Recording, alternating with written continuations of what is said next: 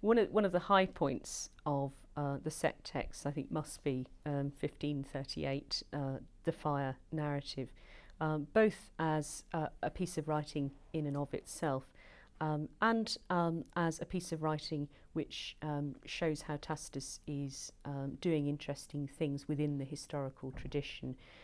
We are quite lucky because we've got other accounts of this fire in Suetonius and in Cassius Dio.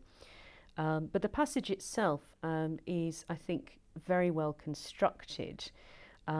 It's basically a sort of tripartite narrative where Tacitus's initial focus is very much on the progress of this almost personified fire through the city.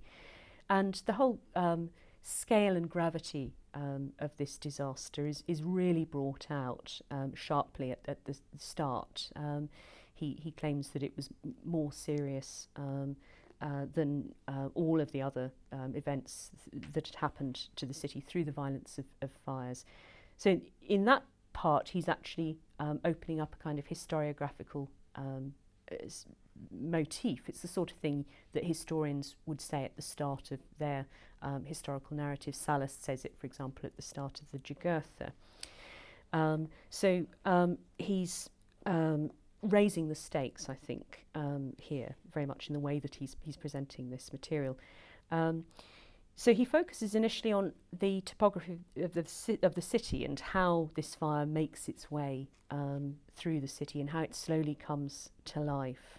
And we, throughout that first section, I think, have no sense of what's happening to the people, what's happening to everyone who's caught up in this disaster.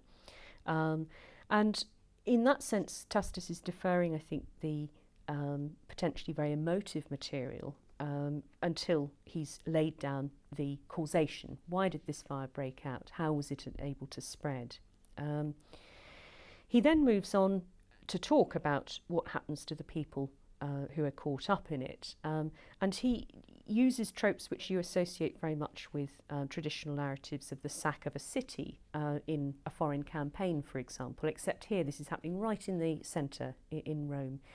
So you get the focus on the emotive groups, such as the laments of the terrified women, those who are worn out by age, and also the extremely young. So they're all trying to escape from this conflagration, and they are helplessly caught up within it.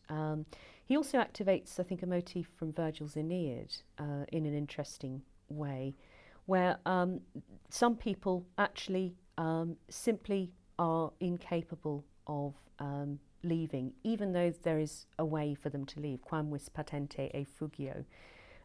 So they choose to sort of die. And that, I think, should make us think of the figure of Anchises from Virgil Aeneid 2, when he almost doesn't leave the city of burning city of Troy.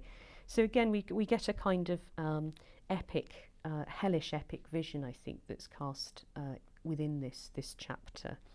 And it's all reflected too, the chaos and the confusion in the imbalance in the syntax at different points, the ellipse of verbs, and that sense of confusion is very much mirrored in the syntax in this chapter. I think the other thing that is really intriguing about this chapter is the way in which Tacitus resists very easy categorization of Nero as this fire starter, as this villain who wants to destroy the city so that he can make room for his golden house. So at the start of the passage, Tacitus is keeping an open mind, it seems, this forte on dolo principis incertum. So it's uncertain whether this disaster originates by chance or by trickery of the emperor. And that's a very arresting beginning, because this is a point where I think people would have come to the fire narrative with certain expectations that Nero was to blame for this.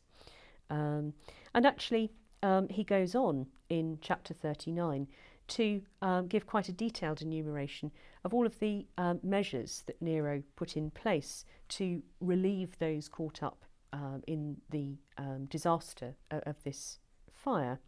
And in fact, he's not even in Rome, he's at Antium. So this sense of Nero as almost a pantomime villain who starts this fire for his own purposes, all of that is, I think, pushed to one side. And even actually the most famous bit of all at the end of 39 with the notorious performance of Nero singing about the destruction of Troy and comparing present evils, present troubles with disasters of old. That's cast as a rumour. So Tacitus isn't saying that he actually did this, he's saying that there was a rumour that went around. And that meant that all of those emergency measures were to no avail.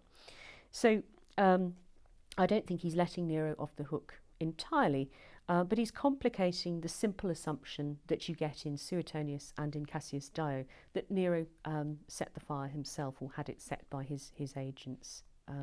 So there's a degree of Tacitus making it clear that he's an unbiased narrator, that he's considering all sorts of possibilities.